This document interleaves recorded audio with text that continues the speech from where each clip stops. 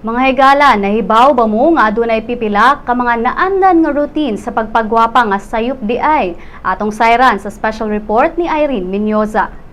Nindot kaayo tan-awon kung kitang mga babay na ay pakabana sa atong kaugalingon.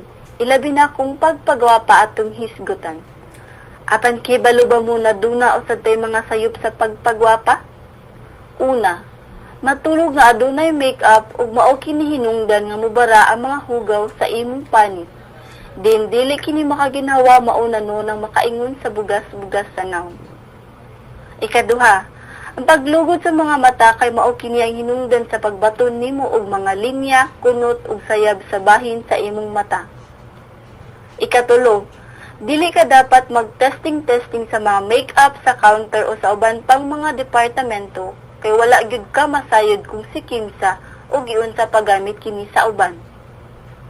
Ikaapat, ginadili ang hugot na ponytail tungod kini nga makahimo sa tension sa ugat sa imong buhok, din ang resulta nini ang pagsibog sa imong hairline sama sa lastiko na imong ginagamit.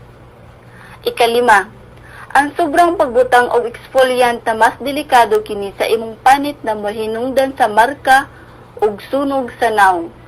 Mas advisable nga muminos sa 2 ka semana ka magbutang og exfoliant. Ug ang pinakalas, pagsigig usab og color sa buhok, din mahinungdan sa pagkadaot sa buhok ug makapauphag niini.